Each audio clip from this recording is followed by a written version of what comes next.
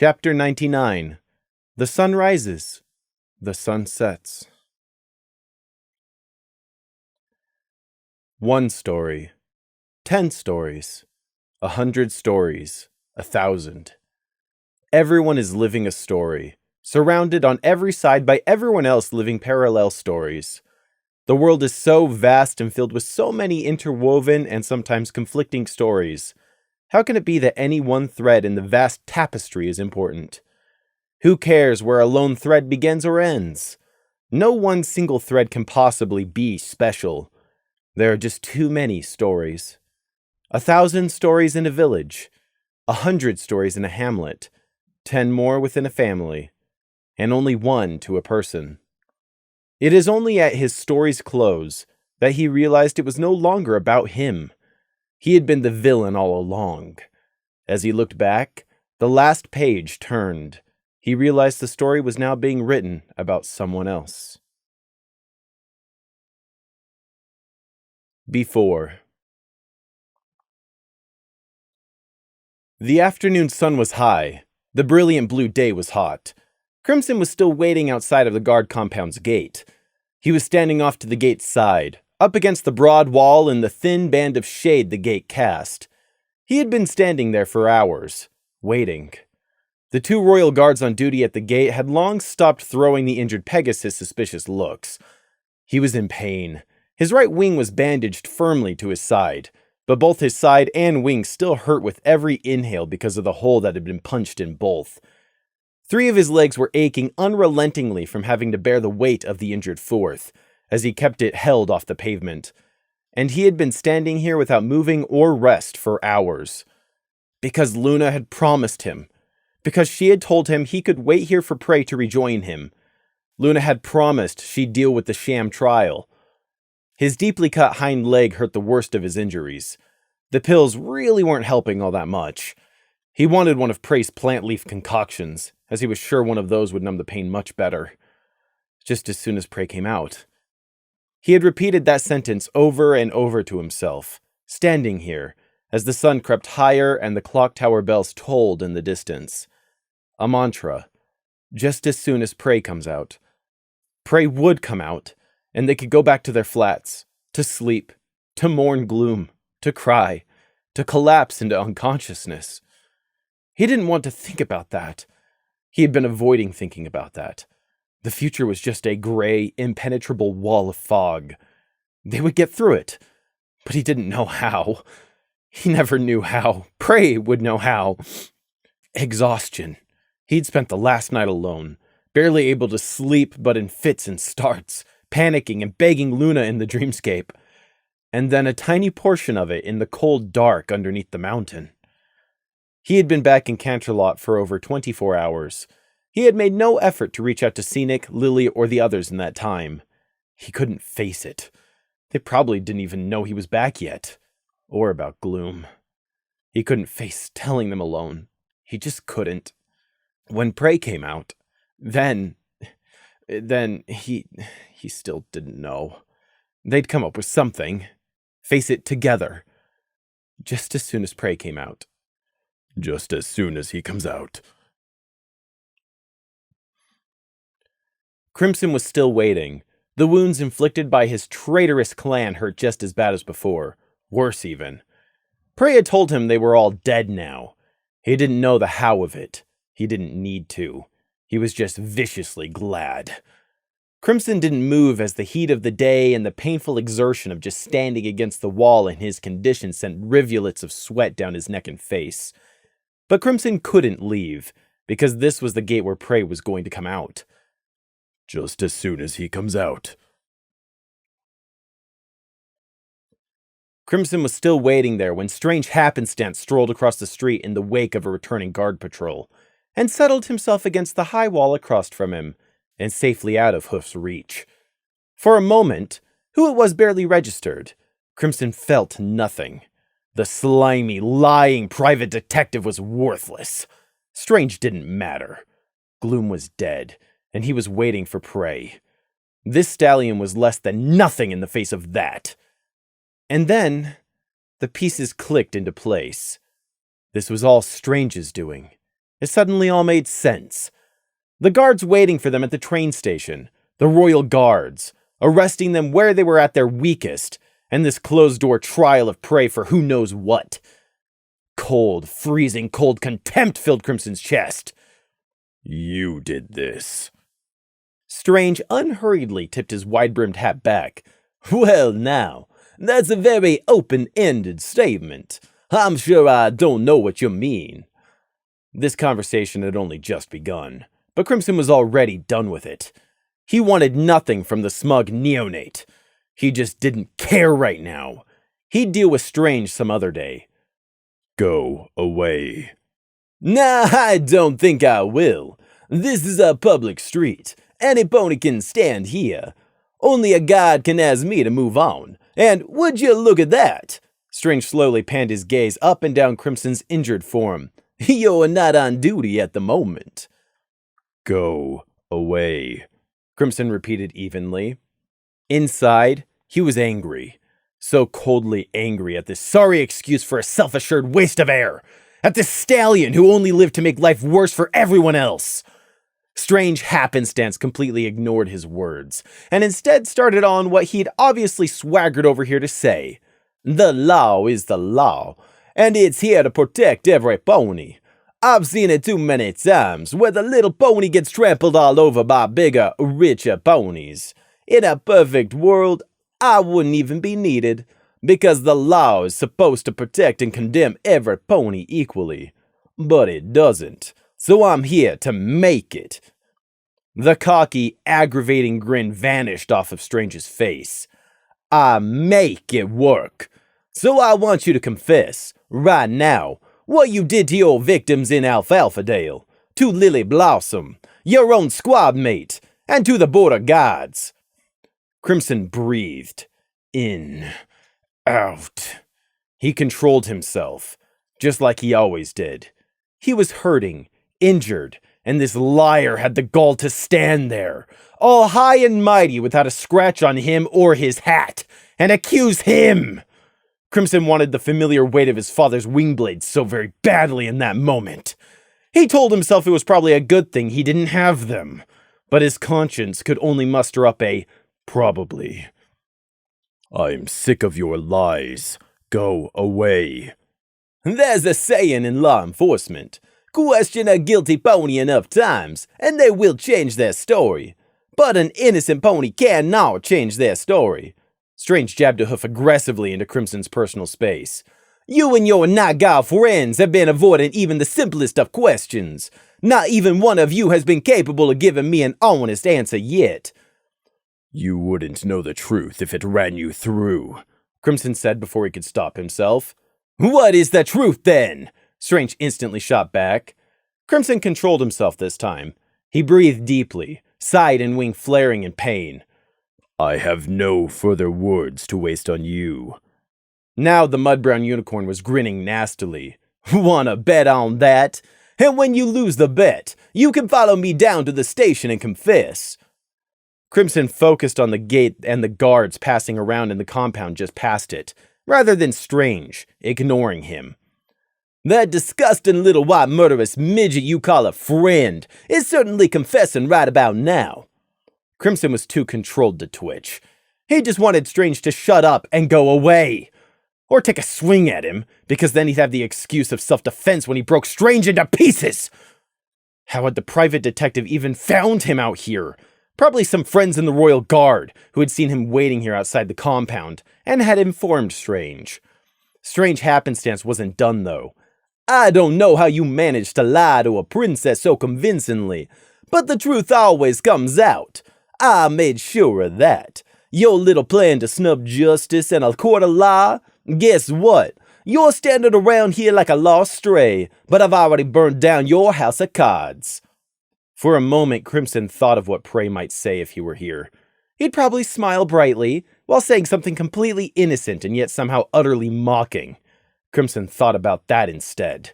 About what Prey would say when he came out, and not the constant pain, nor the grief, nor the exhaustion or blazing sun, and definitely not Strange happenstance who is still going on and on. It didn't work. If he tricked one princess, then the answer's plain to see. My cutie mark tells me he isn't gonna be able to trick the better princess. Crimson knew he was making a mistake when he opened his mouth. He knew it, but he couldn't help but ask, because Prey had not come out and something was wrong. What did you do? Ha! You lost the bet! A deal's a deal! You lost, so fess up! Strange goaded rather than answer, brushing non-existent dirt off his foreleg with the other hoof. What did you do? Wouldn't you like to know? Strange retorted. What did you do? Strange's smug smile faded again as he challengingly met Crimson's glare, until all that was left was the angry, justice-obsessed stallion underneath it all. I made certain he gets what's been coming to that criminal for a long, long time. What did? I took him before Princess Celestia. Since Luna wouldn't listen to reason, Prey is going away forever. He is going to spend his life in prison, atoning for his sins. And when I am done, you and your dear sergeant are going to have cells right next door to him. Strange spat. Crimson stared at Strange. A lance of jagged, red-hot pain shooting through his bandaged wing made him aware he had been subconsciously flexing to strike and spill blood. Phantom Wingblade subconsciously thought to be there. He hated Strange. The deluded stallion genuinely repulsed him like the stench of rotting meat. Crimson found his voice, and also found that the words were already waiting all lined up on his tongue. You honestly think that? What? That you'll get away with this? Really think that there's not going to be any consequences? Careful there. That almost sounded like either a threat or slander. Both are illegal, Strange warned, his grin just begging for Crimson to keep going and give him a justifiable reason. In that moment, teetering on the brink of falling into a pit of grief and exhaustion, Crimson honestly wanted nothing more than to kill Strange. To actually kill him. Here and now. To lash out at a clan who was now forever beyond his reach. But that strange happenstance would make a wonderful, bloody substitute for. He wanted to. But Prey would never forgive him if he did. Because then he would be arrested, found guilty, and thrown into prison. And Prey wouldn't want that. You don't get it. Crimson got out between bared teeth. He might not have fangs like a true Thestral, but it came naturally. Do you think that you're going to survive his retaliation? If any of your lies are true, and I'm not saying they are, do you think Prey won't take revenge? You're a dead pony walking. If it were true, I mean. Which it isn't. I am on the right side of justice, and justice does not bow in the face of threats. I will stand up for what's right, no matter the cost, Strange stated confidently. He pushed off the wall, casually adjusting his hat. Besides, he threw a hoof back condescendingly over his shoulder. I'm hardly worried about the impossible happening. He's not going to be able to hurt any pony anymore. Not where he is going. Just you wait. Soon, I'll expose you too. Crimson stared after Strange as the detective left. His head pounded with blood, and his injuries ached savagely. He looked at the compound's gate, then to where the private detective was merging back into the passing pedestrians. Then back at the gate. Crimson's mouth was dry as sand. He was desperately thirsty, and he couldn't get the detective words out of his head. Strange had said Prey wasn't ever coming back out. That he had been taken before Celestia, or something. But Strange was a liar. Yet Prey also hadn't come out yet, and he had learned without being told that Prey was scared stiff of Celestia for some reason. But Luna had promised she would deal with it, that it was going to be okay. She promised. Crimson waited and waited, as the terrible feeling in his stomach grew. Ponies on the street looked at him and circled wide, not coming near. The band of shade he was standing in got narrower and narrower, but he kept waiting, because he had to have hope. Crimson knew in his heart that waiting wasn't helping, that something had gone horribly wrong. But what else could he do? You kept waiting. You kept telling yourself only 5 more minutes, Then you'd try something else. And then 5 more. And 5 more. Because leaving meant you had to face the reality that you had no control. It meant giving up. Crimson didn't know what else to do, aside from to keep waiting and praying. A painful glint from the sky abruptly seared his eyes. His good wings snapped up to block the light stabbing at his eyes, hissing with pain. But when he cautiously parted a couple of pinions and squinted up between the feathers, whatever it had been up in the sky was gone. His rational mind suggested an inconsiderate Pegasus with a mirror or something shiny, but he knew it hadn't been. The fur on the back of his neck had stood up, and he was sweating heavier, as if the temperature had spiked. Crimson waited, and kept waiting as the pit in his stomach grew. Crimson waited until he just couldn't anymore.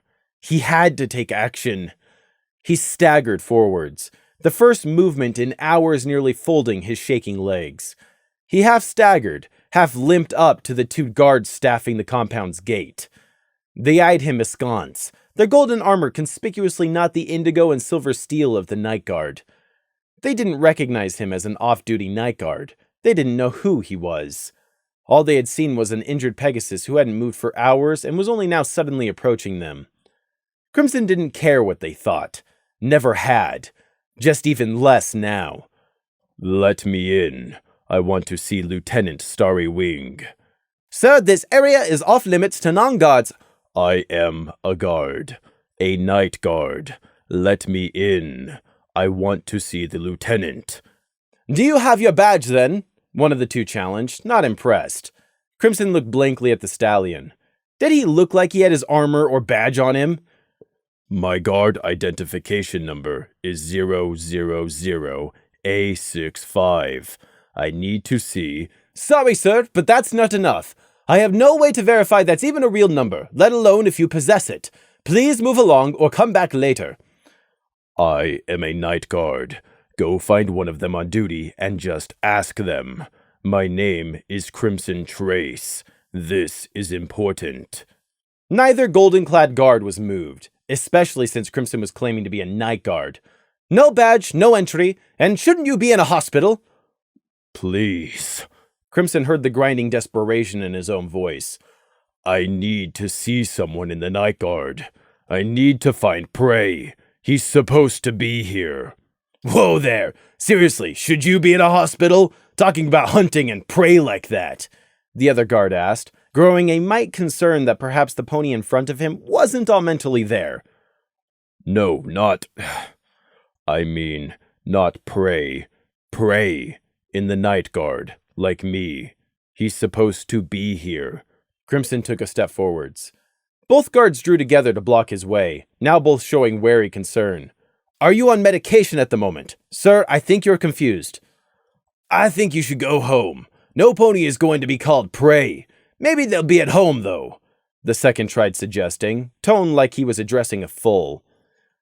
"I'm not drugged. I know exactly what I'm saying. Prey. His name is Prey, and you must know him. The sheep. I mean the lamb of the night guard."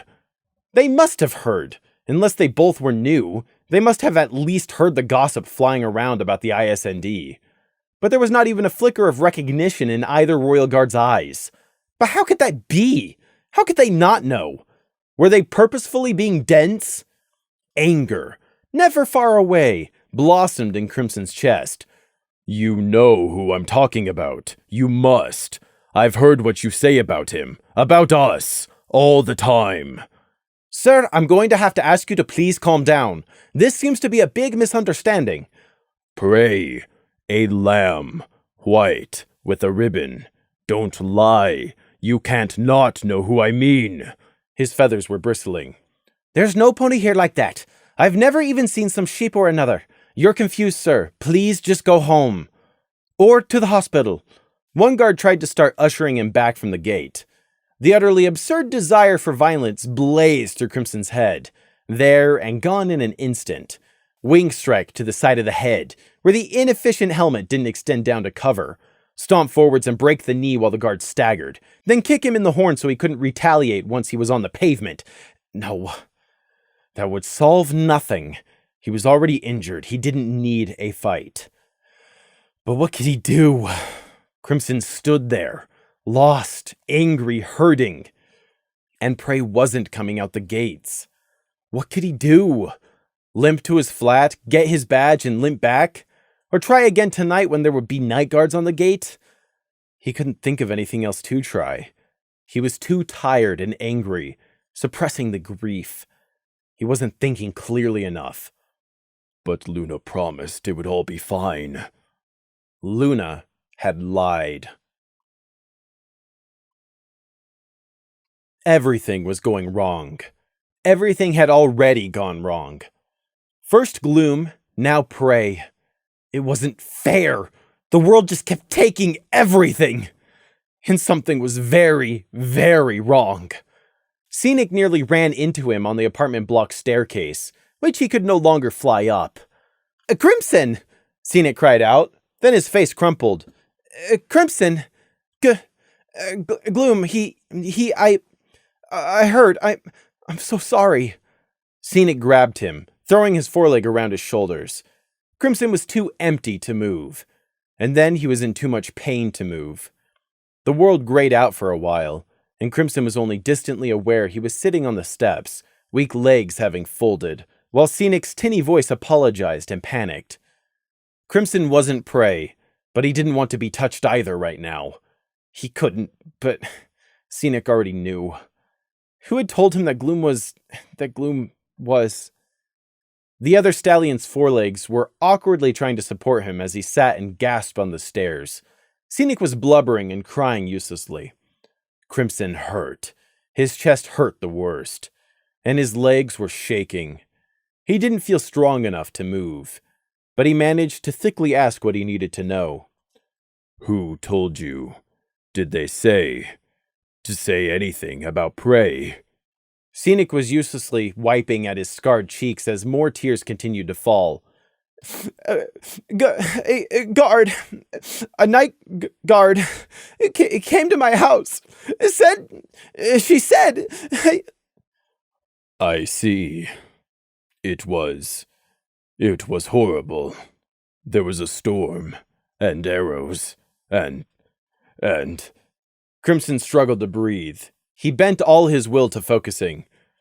Prey. Did the guard say anything about Prey, or Luna, or the trial? Scenic pulled back and looked at him, crying and red-eyed, and asked, Who's Prey? The gray, distant ringing was back in Crimson's ears. He could barely hear his own muffled words. Prey. Our friend. Prey. You know him. You must. We all do. Prey. And Scenic's eyes just showed confusion and hurt. He shook his head, unable to speak further, before going back to awkwardly hugging Crimson and crying into his shoulder. Crimson weakly shook Scenic. Prey. Remember him. Why can't you remember? He begged. Scenic bonelessly flopped in Crimson's grip. I'm sorry. I'm sorry. I want to help. I'm sorry. Gloom. Grief, fear, pain, loss. And now sucking black dread. His teeth were chattering. What was happening? First Scenic. Then Carton almost carrying Lily found him next. Then even Saffron, having immediately blown off her job when the night guard had found her, leaving her agent scrambling to try to reorganize the photo shoot she had been hired for. They congregated on Crimson like magnets. Their friend was hurt. The unimaginably terrible had happened, and there was no other option in their minds but to try and help. They couldn't help. They couldn't fix anything. All they could do was be there. Scenic's living room. It was the closest of their houses. Crimson's own flat had been out of the question. Crimson barely even remembered the painful walk here. It was just a dazed fog. Saffron, Scenic, Carton, Lily. They were all clustered around, pressed close. Crying, shifting, sitting in silence, rubbing the others' backs, murmuring that it would be okay. Crimson was in the middle of them all on the couch. He couldn't feel the cushion's texture. The world, the noise, the temperature, everything was just a flat gray. He felt frozen and trapped in time. And just trapped. "Pray," he finally croaked out. "Who remembers pray?" Scenic didn't. Crimson already knew that. But what about them? "Pray, our friend, the little lamb. Does anyone remember at all?" he asked around desperately. Confusion, blank stares, no recognition. What? What are you talking about? Carton asked, blowing her nose loudly as fresh tears gathered in the corner of her eyes. Crimson looked around desperately. He pointed at Lily. "Who gave you that Meldwood leg? Who saved your life that night?" Lily jerked out of furiously glaring at the wall, eyes tight and red. Huh? "Your leg. Who did that?" What? You know who? "Please, just answer me. Who did that?" Lily swallowed. You and Sergeant Gloom did? No, that's wrong. I flew only to the woods. I brought it back. But who operated on you? His words trembled. But Lily Blossom's face only showed incomprehension and misery. Gloom did. He did. He saved my life. Her voice cracked. No. This was impossible. This was madness. Was he the mad one? Black dancing spots. His stomach was trying to rebel. He looked from one grief-crumpled face to the next, looking for anything. Nothing. He didn't see a single spark of recognition. They didn't know. They really didn't know. Saffron wiped at her wet eyes, heedless of the green eyeshadow she streaked. Her agent had tried to send an aide after her to bring her back. They hadn't expected the supermodel to be able to actually run. Crimson, I don't think any of us understand. Please, who was... Crimson tore himself away from their desire to help. This couldn't be happening. It was literally impossible. Prey was real, not some figment of his imagination. He just needed to think. It was so very hard, but he had to focus and think. Did Prey do this? Make everyone forget? But how would he even... Crimson remembered. Their very first case together as the ISND. Tulip Bed. A mother who could not remember her own foal. The young colt had been cut from her memory. Prey recognized it first. He said it was mind magic. This is also mind magic. But how? How? The scope of it! To get to and alter everyone's memories? It was impossible!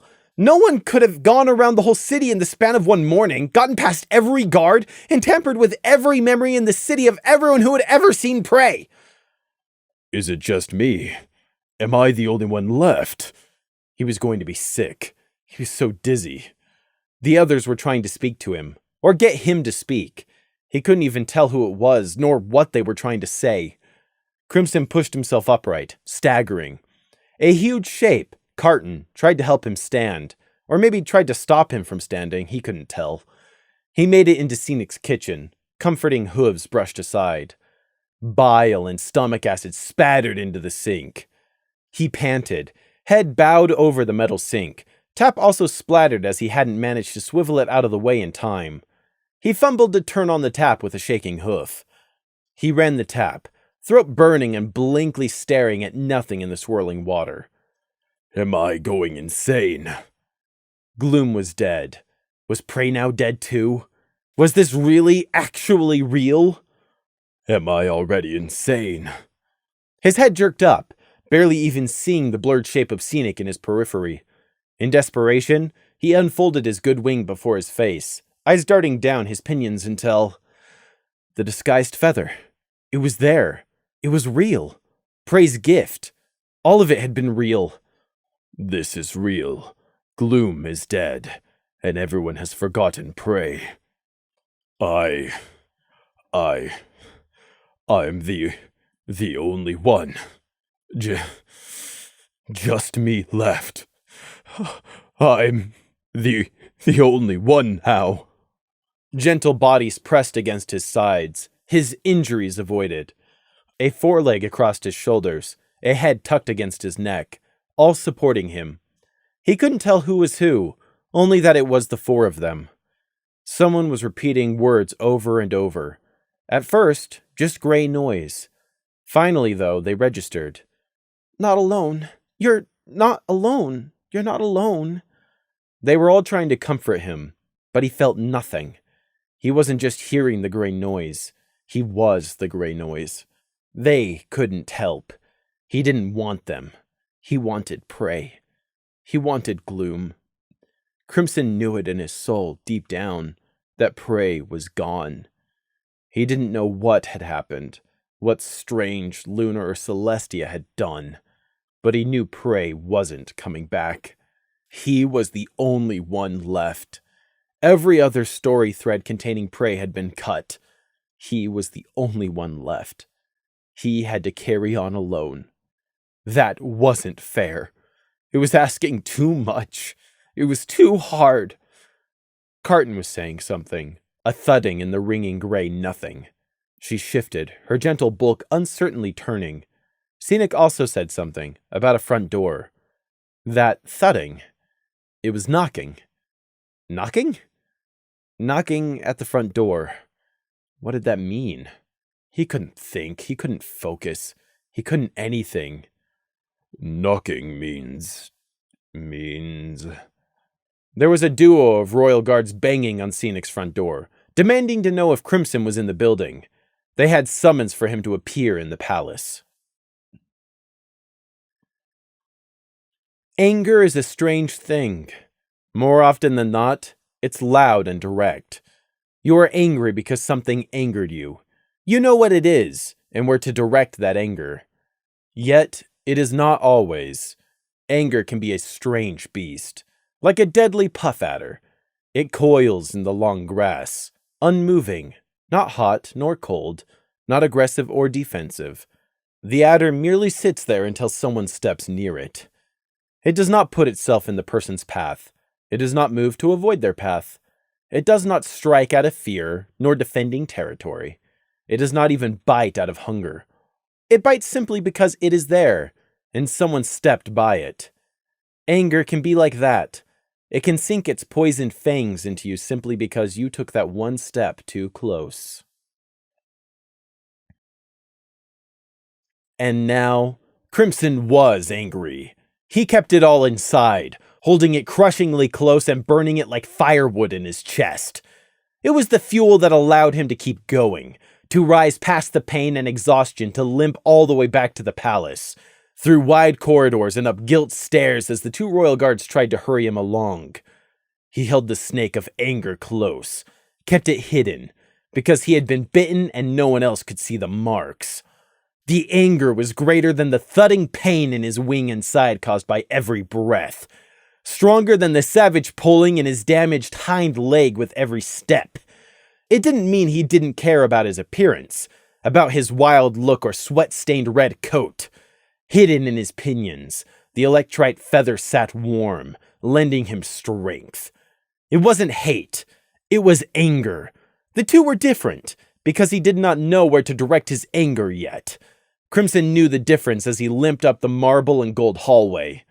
Prey had confided in him once about his hate, even if he had never explained the why for the wastes of black, arctic, frozen hate. Crimson had just landed on their apartment block's balcony. Prey had been there already, staring out over the balcony railing at the distant palace. I hate her, you know. He had paused in folding his wings. Pardon? I hate her so much.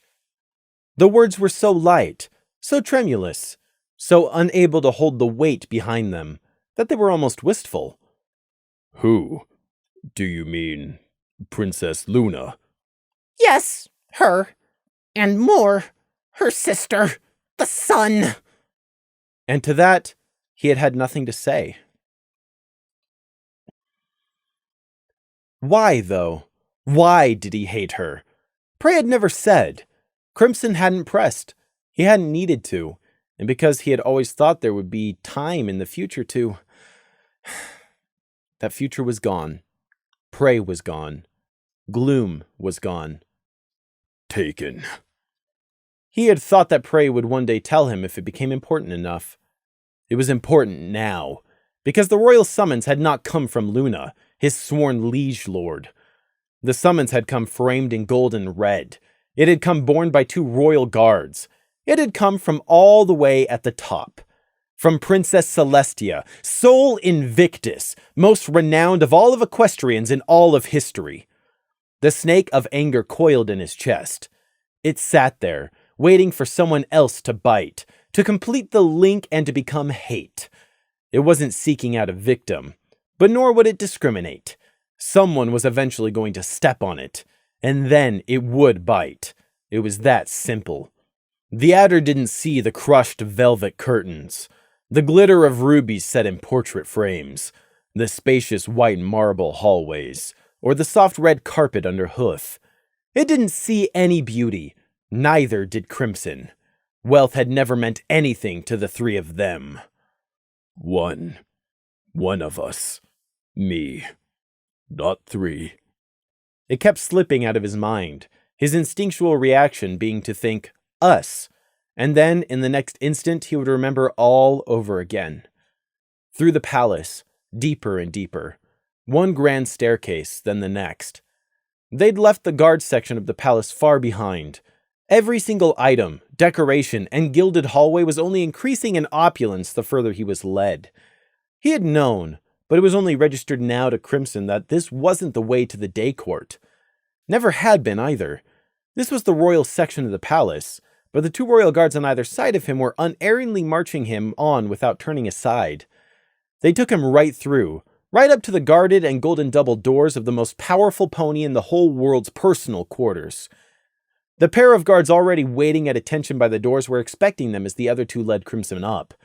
They didn't say a word about Crimson's appearance, but Crimson still saw it in their eyes. They didn't recognize him out of his armor. Didn't know why their princess would allow an injured vagabond into their sacred personal quarters. They didn't know about Haven Hay. They didn't know about anything. The anger waited for one of any of them to step on it, uncaring of who it was, because someone eventually would. "Passcode?" the unicorn on the right asked. "It is good to laugh," Crimson's 2 escorts answered almost as one.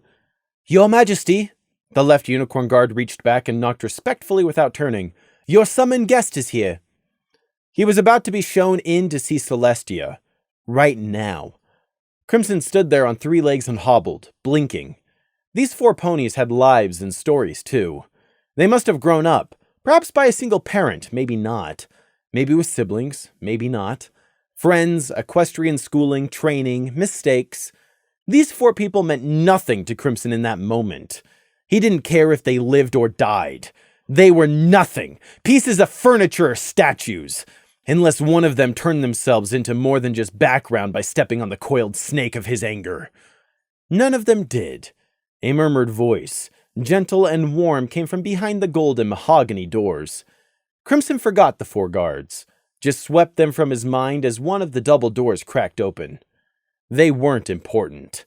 The person waiting beyond the gold-plated door might be, though, if she could tell him anything about prey, if she could even remember. The door had barely opened a hoof wide. It was inlaid with a beautiful mother-of-pearl carving which formed a sun. None of the 4 forgotten guards were allowed to see inside or follow him in as he slipped through the crack. With no visible means, the door quietly shut behind his bedraggled tail. 3 things: gold, light, and heat. The moment he was inside, all struck Crimson like a hammer blow. He was blinded, staggered, and overwhelmed. Gold on every surface and item, making the light within the room so much more bright, reflecting off of every surface. He couldn't see for a few dizzying seconds until his squinting eyes adjusted. But there was no adjusting to the baking heat. It was like taking a step forwards and finding yourself in the middle of the scorching desert. Crimson realized it was coming from the blazing fire roaring in the fireplace. It was the middle of the afternoon. Sunset was still hours away. It was the beginning of summer, and the day had already been unusually hot. But still, a huge fire was blazing in the central fireplace, stacked coals white hot. Glittering orange gems set into the reinforced fireplace glowed dimly with enchantments as they further enhanced the emitted heat. Yet, reclining barely a hoof away from the flames was the huge form of the second most graceful person Crimson had ever seen, Celestia. Her fur like beautiful ivory, and mane the ever-changing living light of the aurora borealis. And yet, as Crimson's abused and watering eyes adjusted further to the glow, the first thing that came into Crimson's mind for a reason he couldn't quite put his hoof on was tired. When Celestia unhurriedly turned her graceful swan neck and smiled at him, her horn putting her at the same height as him even when laying down, although he couldn't see any evidence or sign in the lay of her fur or limbs, looking at Princess Celestia, all he could think of was a thin veneer hiding bone-deep exhaustion. "Welcome, Crimson Trace. Thank you for accepting my invitation." There had been no invitation. It had been a summons. Crimson blinked, eyes watering from the light and heat, slowly coming back to himself. He looked at Celestia. He made the conscious decision to bow to her instead of respect automatically demanding it. "Princess Celestia." Indifferent, the snake of anger sat in his chest, merely waiting for a target. "Will it be you?" 10 seconds passed as the fire blazed away. 10 painful, too fast breaths as Crimson tried to wait patiently. But he couldn't manage it, not when gloom and prey were gone. Not when the one whom strange happenstance had let slip might be responsible was laying right here in front of him. Crimson's jaw worked. "Princess." The title had never felt more misshapen and oversized in his mouth. Does this have anything to do with prey?" The resting princess sighed knowingly and with resignation. "So you do still remember."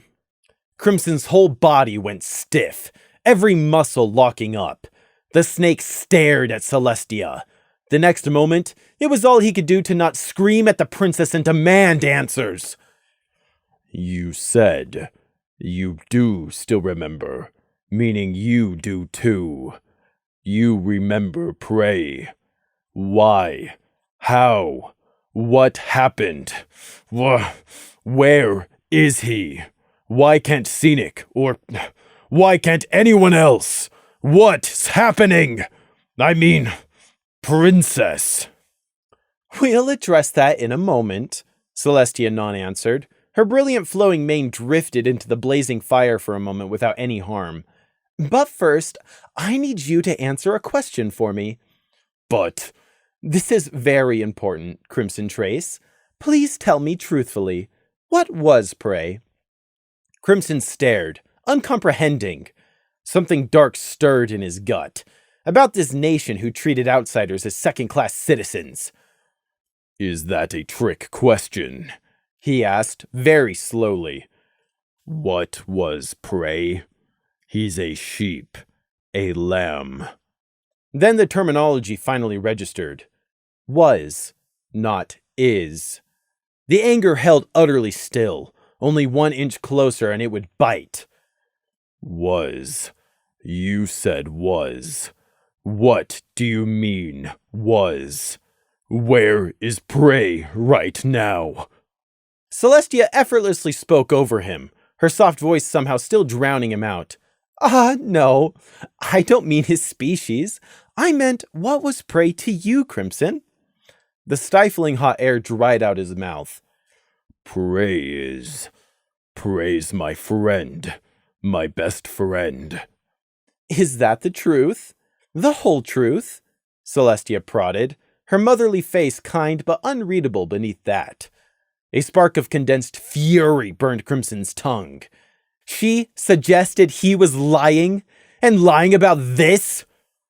"Prey is my best, my absolute dearest friend, Princess." "I am glad to hear that, I suppose," Celestia said. Crimson was thrown off balance. She went on. "Friendship is magical, and without it, life is not worth living. Not even 1 year, let alone 1,000 is worth it, believe me. I want every one of my little ponies to find friendship in their lives. So despite everything Prey did, I am glad for your sake, if not his. Celestia shifted then, her head finally turning the last few inches away from the blazing heat of the fire to fully look at him. It does make me wonder, however. Where's Prey? Crimson demanded bluntly, no longer able to restrain himself. What have you done with him? It makes me wonder why you haven't forgotten when every pony else has. Do you know? Even my own dear sister has forgotten. While it is for the best, especially when she is already so burdened by recent tragedy, but while it makes many issues decidedly simpler, I am still deeply unsettled. Luna talks about an ISND, but swears there were only ever 2 ponies. You can't understand the gravity of that, but you, Crimson Trace, haven't forgotten. A dark force which could tamper with my own sister's memory, and yet you can remember. Why? Crimson stared straight back at her. I don't know, and I don't care, not unless you know how to undo whatever it is. You don't care? Celestia didn't seem to have been expecting his honest answer. Where's Prey? That's what's important. Gloom has... Where is Prey? I need him. Celestia studied him with her wise magenta eyes. That again subtly didn't look right somehow. Not alert or bright enough. So you truly didn't know anything? Didn't know what? His voice was rising, his injuries correspondingly also somehow hurting more. Please, sit down first and pull up a cushion for your own good. Just answer. Just tell me, where is Prey? Sit down first, Celestia ordered, like a tutting mother. There were so many reasons not to sit down, to not let Celestia give him orders even if she was a princess. But none of them would get Crimson any closer to what he so desperately wanted. Answers. Crimson limped across the plush rug to a stack of huge, golden silk floor cushions, each embroidered like a work of art. Painfully, he pulled off the topmost one and dragged it over. He could have sat on the rug, so deep and plush was it, and would have been just as comfortable. Celestia didn't levitate the pillow for him despite his bandaged injuries, an act which surely would have only taken her a single moment of effort, and would have sped this meeting up. The burning heat from the fire was far too much for him. He stiffly sat on the pillow at the border of his heat tolerance, all while Celestia patiently watched. What happened? Where is Prey? Please. The large alicorn was studying him again, her lips minutely pursed. Before I explain, you will need to solemnly swear to a condition first. His teeth ached in his gums, he gritted them so hard. What condition? As one of my little ponies, your well-being is important to me. You need to swear to me, Crimson Trace, that you will not give up when you still have all your other friends who need you, and you who needs them. Disgust! It filled his stomach enough to make him sick. How? How could the 2 royal sisters be so different? How could he serve one and yet now despise the other's attitude so thoroughly? He served Luna. He didn't owe Celestia any promise. But for the sake of answers, he nodded. I need a verbal response, please. Yes, Your Majesty, he stated flatly. Celestia leaned an inch closer on her cushion, which somehow still wasn't catching alight, towards the flames. I am not trying to drag this out to make you suffer. I promise you. It is simply that there is no good way to explain what happened. And I'm so very sorry that the truth of what I'm about to tell you will shatter your memory of friendship that you had with the one you knew as Prey. It suddenly became very obvious to Crimson that Celestia didn't know what she was talking about. He had intuitively expected coming into this meeting that a princess would know more than him. But she didn't. Did she think she was about to reveal some deep, dark secret about Prey that he didn't already know? One instant he was darkly amused, the next he was abruptly afraid. Was Celestia about to reveal some deep dark secret about Prey? It didn't matter to him what it was, it would never matter, but it mattered that Celestia knew.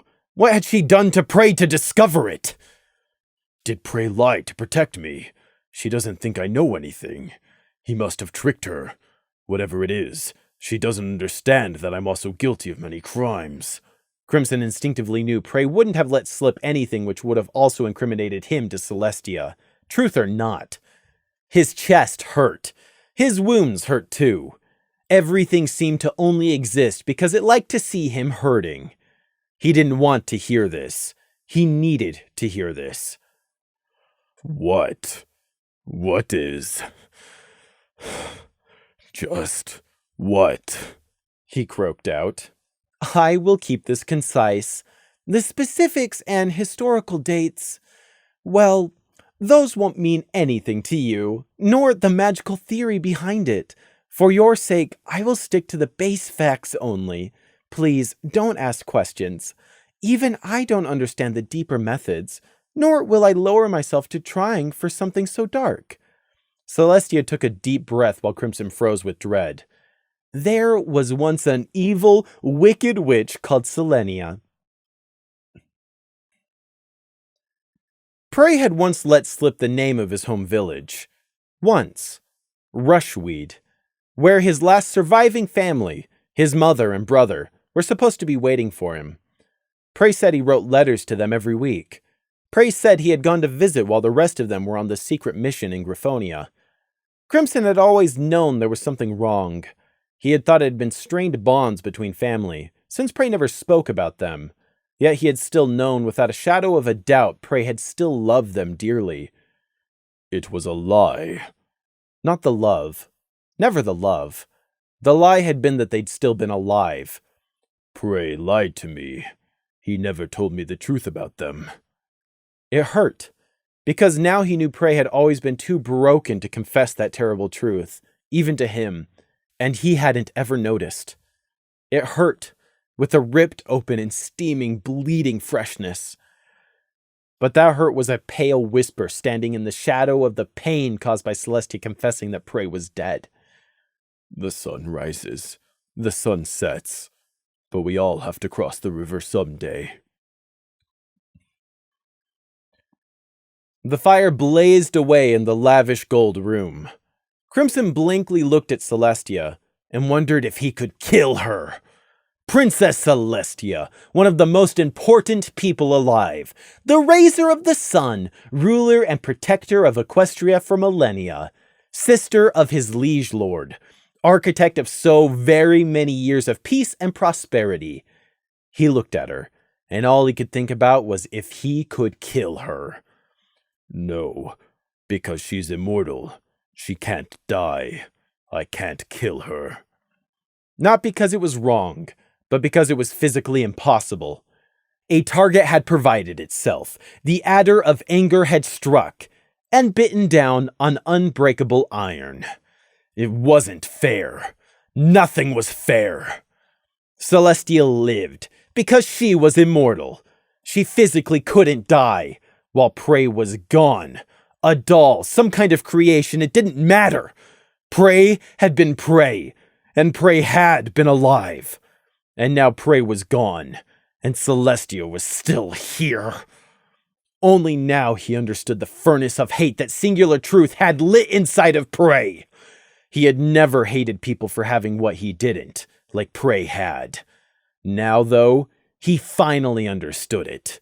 Celestia was immortal, but Prey was mortal, and the immortal had taken what little time the mortal had, just like that. That isn't fair. Fair? Celestia tilted her great head. What are you referring to? It was always fair. Every pony has their fair and allotted time on this land, and when it's up, they must move on.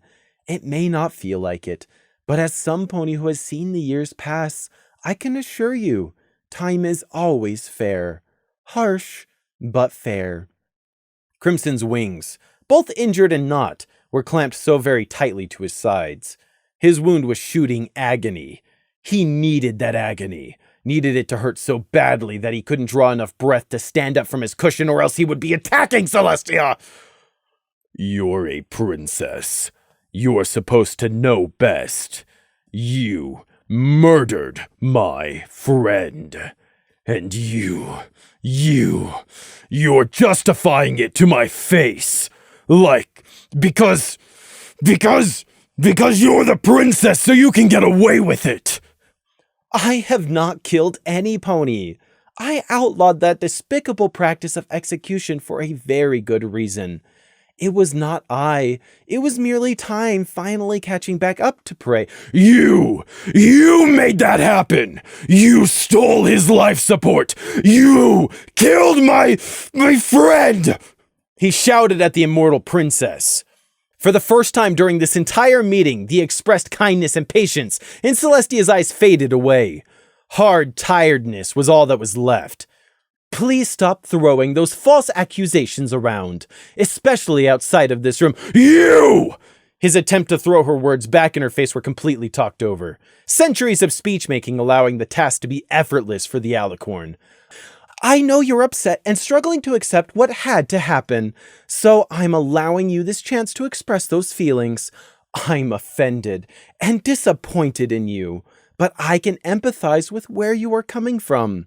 So for today, you're free within the confines of this room to say what you need to say. However, once you leave, you won't be allowed to continue making such false accusations any longer.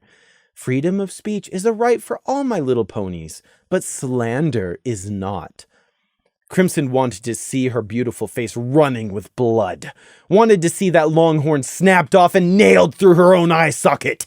He wanted her to hurt as much as he was hurting right now, in body and in heart. The heat of the hate burnt the air from his lungs, and it shocked him. Crimson was no stranger to hate. His dead clan had seen to that. This hate, though, it scared him. Because Celestia was supposed to protect. She was a princess. He had always known in the back of his head that she protected this nation. And now he found out she wasn't like that. He felt utterly betrayed. Crimson had hated others in the past, but since his exile and the second chance he was granted by Luna, he had been trying to detach himself from hating like that ever again. Because he had seen in dark, unguarded moments the foul forever hatred staining Prey's eyes, and realized how ugly it made the lamb, and like a reflection in a mirror, realized he didn't want to go back to that. Only now did he fully understand his younger self's wisdom. Because this hate, he was hurting himself. His muscles clenched, his stitched wounds were screaming. But he was hurting himself because he hated Celestia so much that he was doing it anyways, in the insane, twisted desire that his pain would somehow transport across space and inflict even a fraction of itself on her.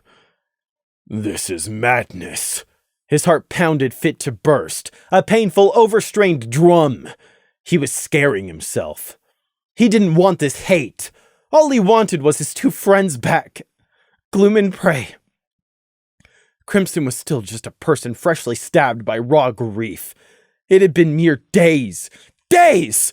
In 3 days he had lost Gloom and Prey both. He was still reeling. He hadn't accepted or reconciled anything yet. Grief, pain, loss. It had been there before the sudden onslaught of raging hate. Under it all, he was still the same as every other victim of sudden, unforeseen, and cruel tragedy. Hate! Even this black hate stood in the shadow of his grief. I only want Gloom and Prey back. He wanted the impossible. Except it wasn't impossible. Prey had said so. But he wasn't Prey. He couldn't do what Prey could. He didn't know how. So he asked the only other person in the whole world who could still remember. Please, can you not just bring them both back? With the elements of harmony, I mean. Please. He asked, even though he knew the answer he would get before Celestia ever slowly shook her graceful head. empathetic yet uncompromising. I'm sorry you feel this way, but that has always been beyond any pony's power, even mine. Once some pony has gone beyond, they can never return. You know this. Lie. What he knew was what Prey had told him was possible. But what did his knowledge matter? Not one whit. It didn't matter if Celestia was purposefully lying to him, thinking he was just grasping at straws and couldn't possibly know about the secret power of the elements of harmony. What did the truth matter when her refusal would remain the same either way? Celestia had always been going to refuse his plea. Hadn't he just listened to her calmly explain her uncompromising logic for murdering Prey to his face? She was incapable of understanding what he was asking for. She was saying something even now, but Crimson didn't care. He just didn't care. She was so useless. Sitting here in the comfort of her golden room, a fire built scorching hot and relaxing in the middle of the day. I mourn when any of my little ponies grieve. However, no, I cannot lie, even to spare your feelings. I will give you the truth. I'm glad he's gone. I would not bring back that thing you called your friend even if I could.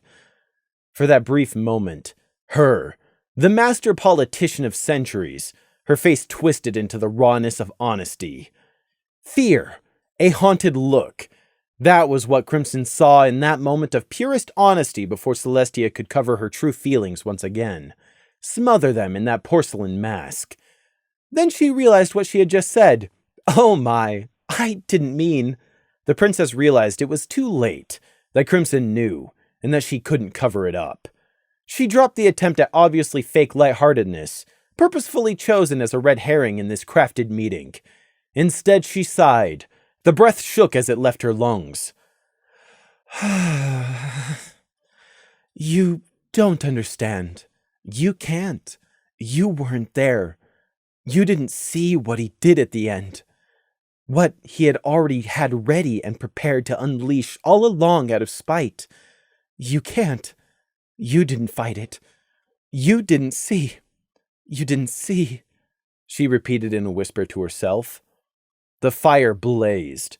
The huge white alicorn was leaning in so close to the source of heat now that the tongues of flame were practically licking her ivory fur. Crimson's body hurt. He was so tired. But he still felt a crawling shiver scuttle up his neck beneath his sweat-soaked mane as he heard that. It whispered with cruel satisfaction, because he had known Prey, that he would never have gone quietly. Acid bombs in a forest, an ancestral clan who would never hurt anyone again. For just a moment, the anger surged up high enough to barely submerge the grief. His exhausted muscles bunched as he bent aggressively forwards over the cushion. Really? Do tell. Celestia didn't seem to hear. She was staring over his head at something only she could see. A coal cracked loudly in the fire. Celestia's eyes flickered, and she returned to the present. She cleared her throat. Crimson Trace, do you perhaps know anything about the caves under Canterlot? Did Prey ever mention anything about them to you? Anything at all? Please, think hard. This is of vital importance. Crimson hated lies, but he didn't feel even the smallest twinge as he answered without any hesitation. No, he never said anything. Why? I did not know at the time, and it is too late to ask now, but it seems that the cave tunnels underneath my city are infected. I would know if there was another one of those things down there, but there could still be any number of other... Celestia cut herself off abruptly and suddenly. She started on a different track. I need you to help me, specifically my solar guard, to search those caves. Even if it was all a deception, you were still the pony who knew Prey the best when alive. If you can lend any insight at all, that's all that matters. Me? Yes, Crimson. I need you to start searching through those caves as soon as possible. You'll have the best equipment money can buy and foremost expert cavers around to assist you in addition to my solar... Me. Go down into some tunnels. Why? Because of what might still be down there. If so, it must be found and eliminated as soon as possible, for the safety of all of Canterlot, Celestia stated with grim sincerity. Only you can still remember him, and that's important. Perhaps deep down, he really did see you as a friend. If so, you will be safer than any pony else down there. You are the best, the only pony for this task. Crimson stared blankly at her. She was serious. She was completely and totally serious. She was asking him, Crimson, Prey's friend, whom she had killed, to go down there and clear out Prey's work for her. Never even mind he had promised Prey to never risk venturing back under the mountain. Never mind that he wouldn't have the first clue of what to do. Never mind all of that. She was asking him, within minutes of confessing to killing Prey, to trust her over Prey. Any slight chance of reconciliation, no matter how tiny it had been. Or not even that, but rather of distant trust in her capability as a ruler, if not in her personally, died right then. I serve Luna, not you. Never you. Crimson dredged up a beaming smile, exactly like one Prey might have worn. It hurt his cheeks and eyes. Princess Celestia, I could absolutely never do that. Celestia stared, her long horn jerking up. But you need to. This is a matter of national importance. You can't even begin to imagine the consequences of what might happen if we don't... His teeth ached in his gritted smile. Even more reason to refuse. So, no. Surprise, incomprehension that he would refuse. Surely she wasn't so stupid. She had centuries of wisdom. How could it not be obvious to her? You said Prey was evil. You just said that. You said I did not know him. You said he was dangerous. And now you're saying he has some kind of secret trap in some cave somewhere. You forget. I worked with Prey. I'm not going anywhere near those caves. Prey had begged him to promise to never go down into those cold, dark stone tunnels again. He had given his word. Spiting Celestia and making her believe he was doing this just for himself and not also for Prey only made it all the more bittersweet. Oh, I understand now. You're afraid. I completely understand. A bark, or a sob, but nothing like a laugh burst out of Crimson's chest. You're not wrong, Your Majesty. Just not afraid of what she thought he was afraid of. Maybe if he was less of an obvious mess, maybe if she was less distracted, maybe the princess wouldn't have been fooled. I understand. You thought you knew him, but as a guard, I need you to be brave and overcome that fear. You could be saving many of my ponies' lives, Celestia assured him. Crimson emphatically shook his head, unkempt and dirty mane whipping in his eyes. No. Nope. Nope. Definitely no. No. I decline. No. I want to live. You know it's the right thing. The only thing to do. I can make it an order if it helps, Celestia offered. Crimson's unhappy smile hurt even worse as it stretched further upwards. Well, yes, it does. Kind of, I mean. In a way. Because I quit. Pardon me? I quit. I mean, I resign as a night guard. I'm not doing it. I'm not going down into those caves. Never. The solar alicorn seemed at a genuine loss. Her lips were parted, but nothing was coming out. If he had had his helmet or badge on, he would have thrown them on the floor. Crimson struggled to painfully rise to his hooves, the sweat caused by the blazing fire leaving a damp patch on the gold cushion. His weak legs traitorously shook on him. I'm sorry for wasting your time, Your Majesty, but apparently I can't help you. I won't waste any more of it. Good luck dealing with your problem. No, you don't understand. There could be another one down there, incubating or growing. If there is, it has to be destroyed now. Celestia's voice rose. Not the Royal Canterlot voice, just the rising alarm of a mare scared. Crimson started shuffling backwards towards the door, never taking his eyes off her. Swiftly, Celestia visibly calmed herself. You don't understand, she repeated, but her tone carried the trill of desperation. And I really need you to understand. Am I under arrest, Princess? Crimson asked. No, dared her. Even though he knew she could get away with whatever she wanted, he couldn't help but still dare her to try.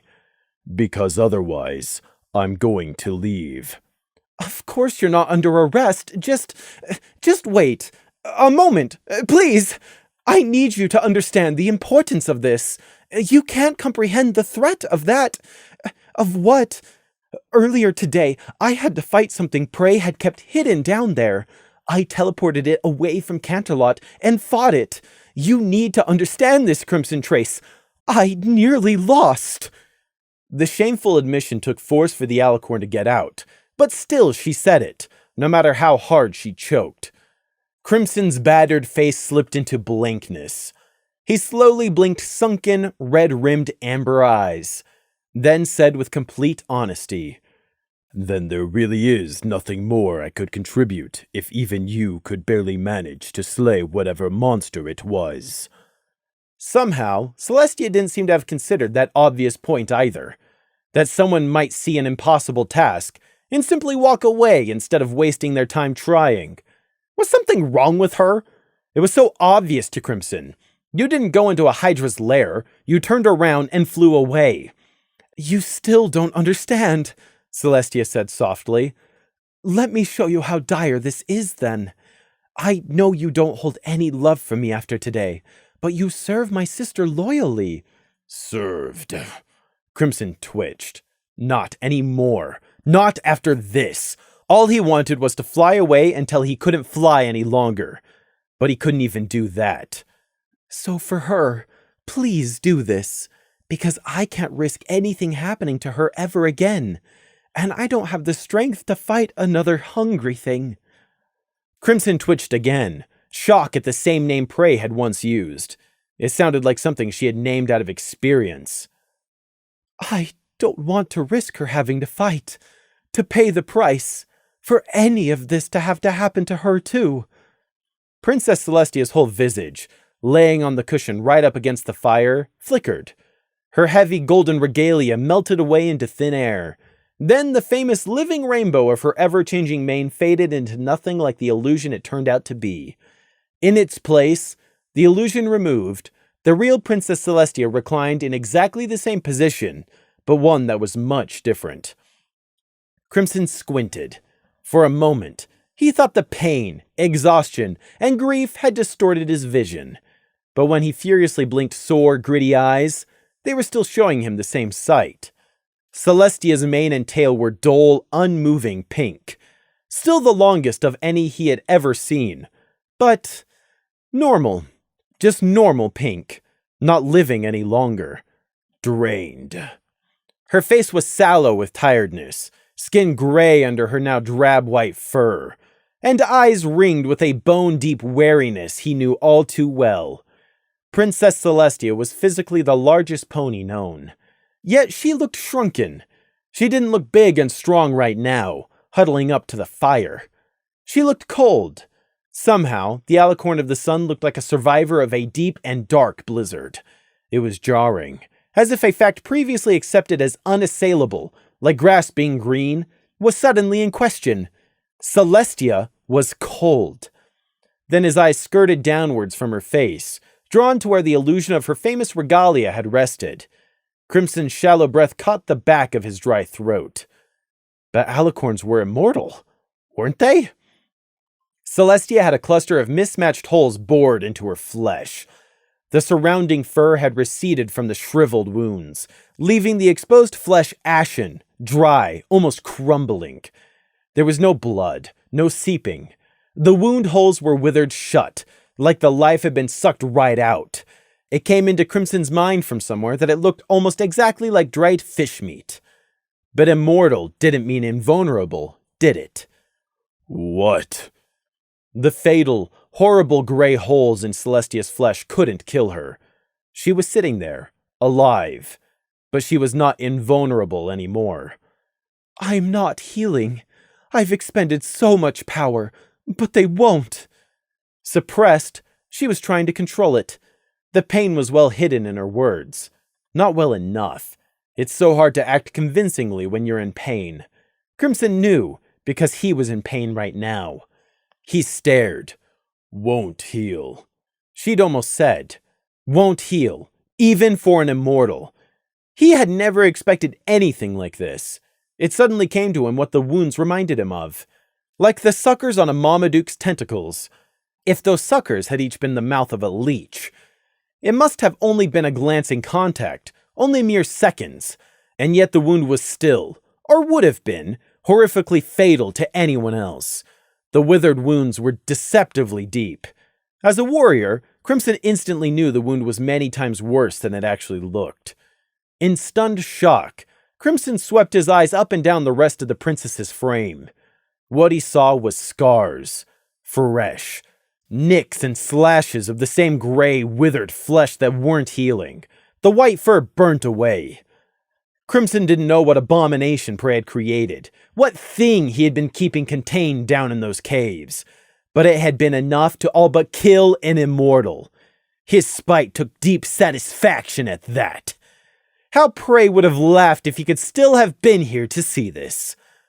Prey was gone. But Celestia was going to remember him for every day for the rest of her immortal life. This is a state secret of the highest order. It cannot get out. Understand that it will count as treason if you talk of this. Ponies cannot know. They need to keep believing or else there will be mass panic. Innocents will die by accident if that occurs, and I will not allow it. I need to recover my strength first.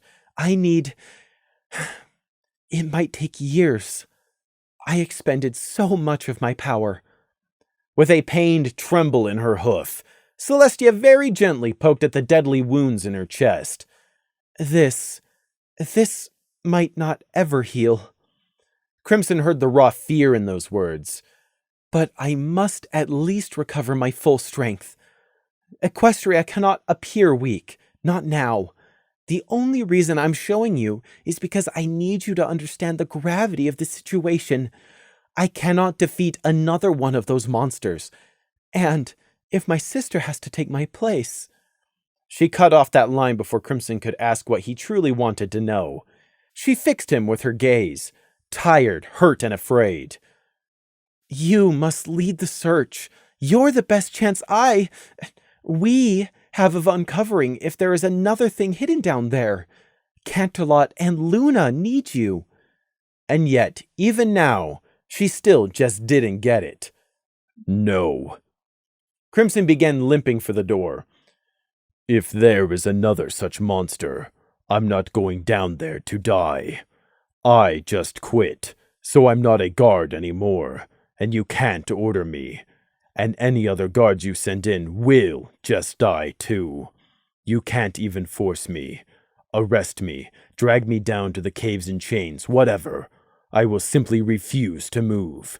I will become the biggest liability I can possibly manage to be to any search party I am attached to.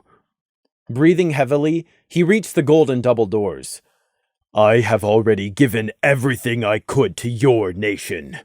Equestria has taken everything else. I am not giving it anything more. The princess didn't call after him or order him to halt. No magical aura blocked his way either. Crimson viciously liked to imagine it was because Celestia was still too weak and too stunned by a pony daring to say no to her face. But he couldn't know, and he refused to turn back and look. His leg hurt. His wing hurt. His chest hurt. His eyes stung so badly. His thirst was excruciating. He just wanted to be out of this too-hot room and away from the terrible revelations he had learned inside. He fumbled with the handle once, twice. his hoofs shaking. He used his good wing in the end. He just wanted out. He wanted away. He wanted a dark corner where no one would find him. And he wanted to cry. Gloom, pray, why have you left me all alone against the tide? I'm struggling. I can't fly. I need help. I'm going to drown. In his fevered imagination, he looked down, down, down, down there in the deep. He imagined he saw 3 still figures floating. Their eyes were closed. They were waiting for him to sink and join them in the crushing silence of the depths. A lamb and 2 thestral stallions, all taken before their time.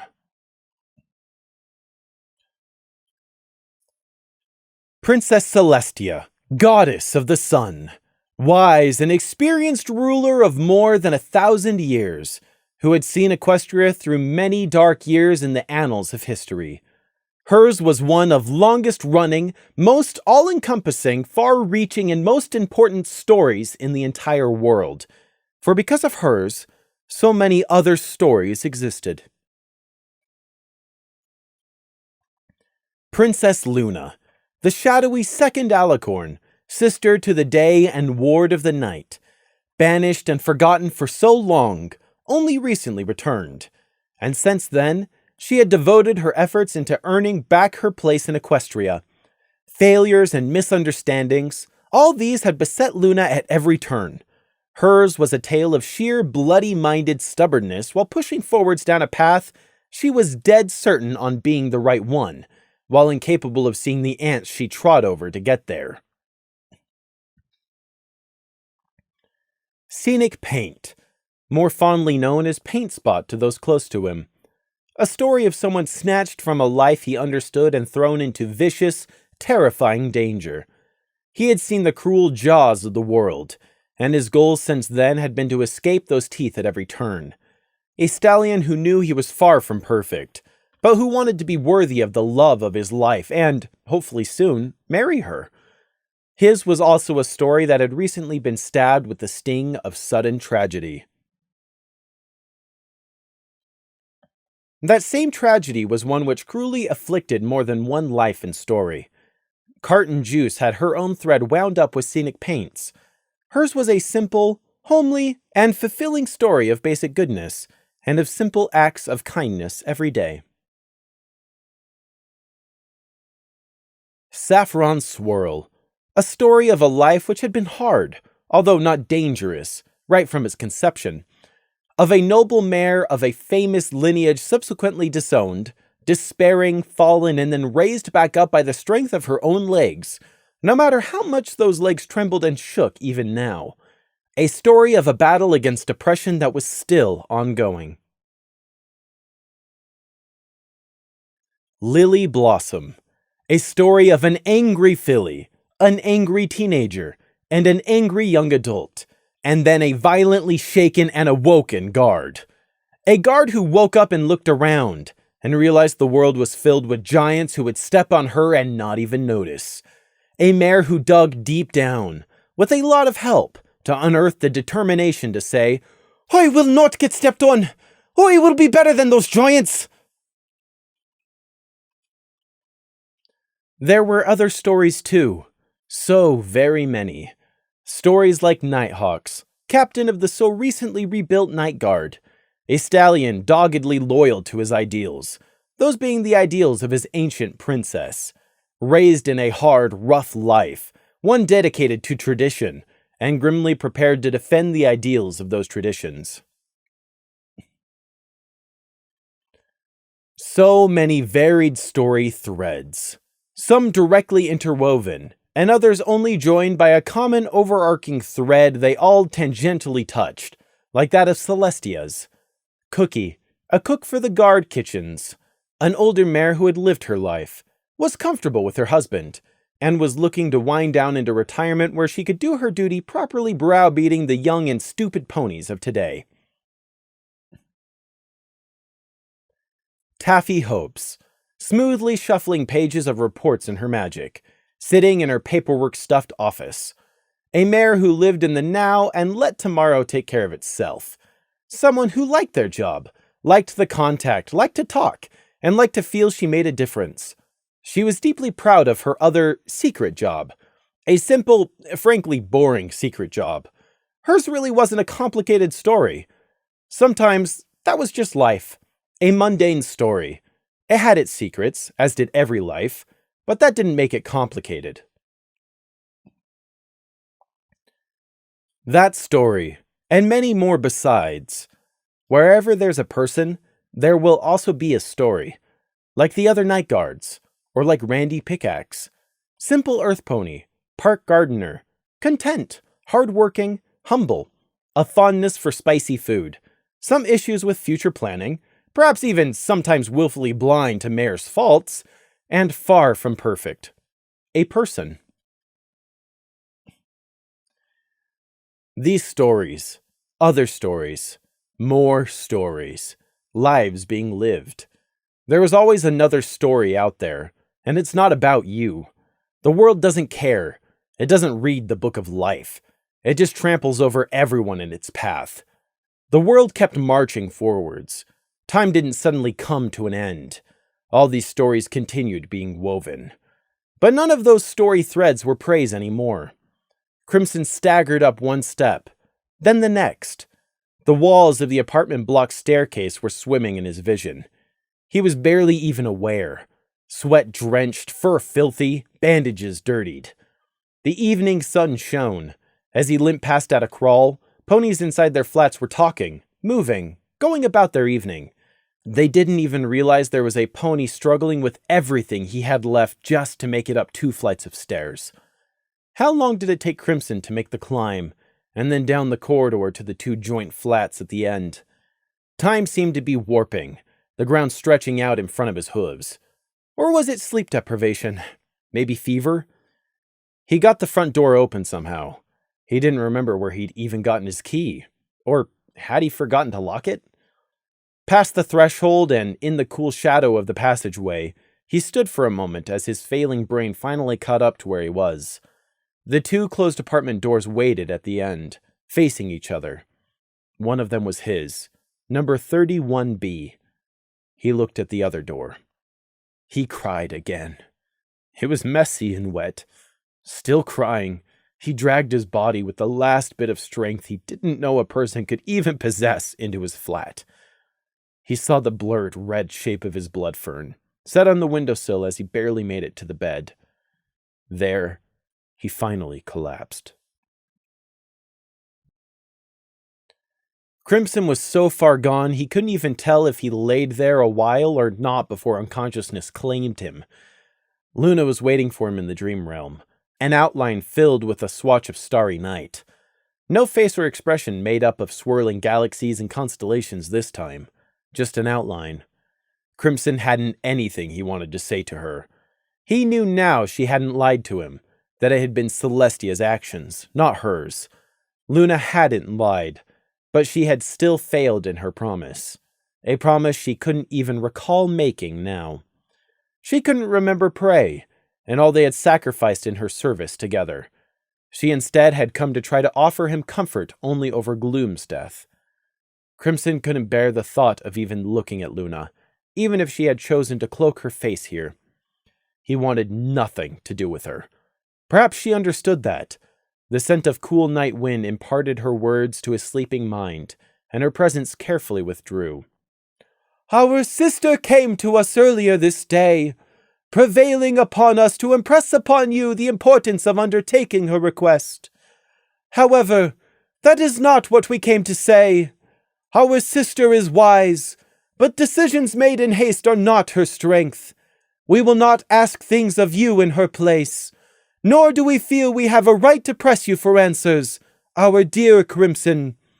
Not for many nights hence. For now, grieve in peace. Rest.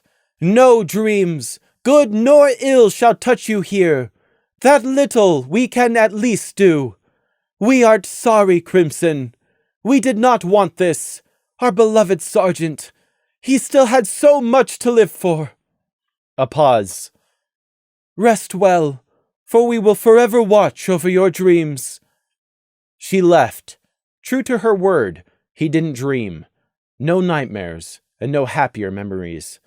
His body finally slept, and he dreamed of nothing.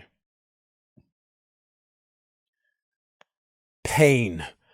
Pain and terrible, raging thirst woke Crimson.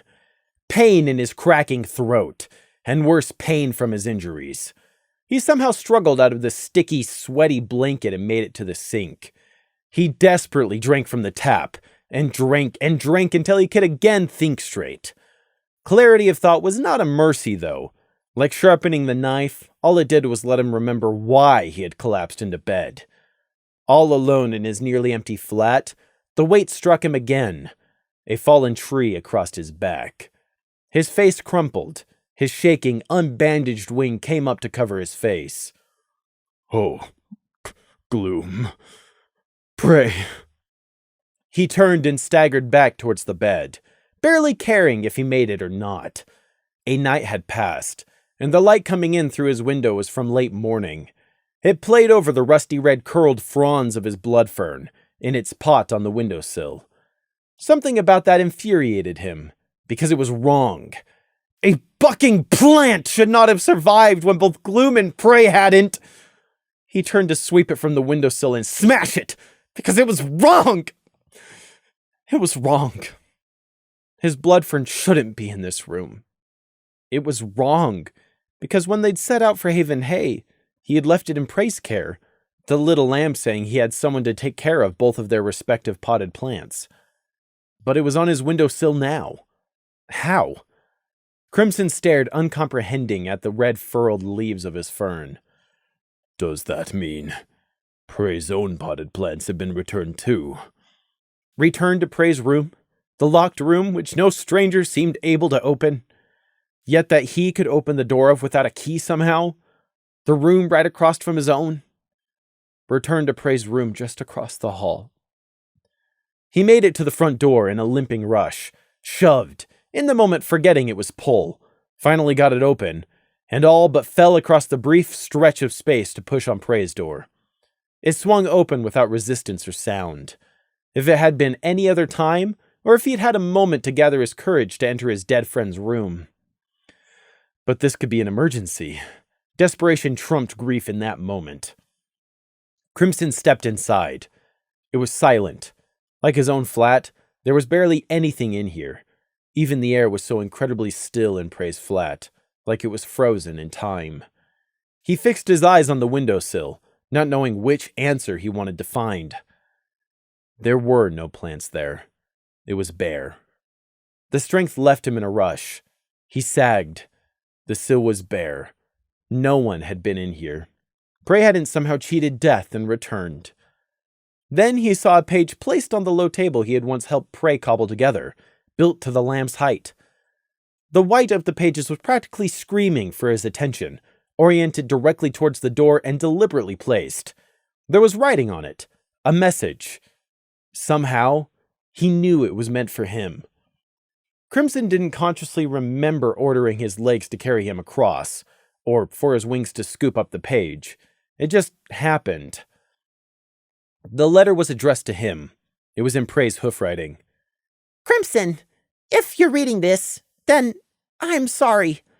I don't know what might have happened, but I must be gone. I'm sorry if I left while failing you. Please say sorry to Gloom for me. I have left arrangements for a different letter to be delivered to him. It does not contain any of the details this letter does. Crimson squeezed his eyes shut and just breathed for long seconds, his hurt ribs aching fitfully with each inhale and exhale, before finally continuing. I don't know the circumstances you'll currently be in if you're reading this, but you may be in need. I have made preparations to help out with whatever that need may be. There will be someone to meet you. I will not put down any details or answers here. I do not trust paper. Dispose of this letter, too. This person will be waiting to meet you. There is a place that you, me, and Gloom agreed to meet if a disaster ever happened. You will know where I mean. Go there. They will find you. Do not bring gloom. They will recognize you even if you don't know them. Goodbye. That was it. Just goodbye. Desperate, Crimson turned the page over. Writing a second message on the back would completely be in keeping with something Prey would do. Not in this case, though. Panic began clouding up Crimson's mind. Where was Prey talking about? Where had they all agreed? It was a panic over the fear he would somehow not be able to remember the right place, even though he knew it was ridiculous. The statue of Luna down in the market of Lower Canterlot. The only statue of the Night Princess in the whole city, set off in its own little stone alcove. The three of them, when there had been three, had gathered there on their very first day off. They had later agreed to make it their rendezvous. How long had this letter been sitting here? Had it been here since yesterday? His eyes darted to the sunlight outside the window. A whole day had passed. What if this secret person Prey was talking about had gone and he had missed his only chance? The breath left his lungs in a hiss. Oh no. Crimson rushed for the stairs as fast as his limp would allow.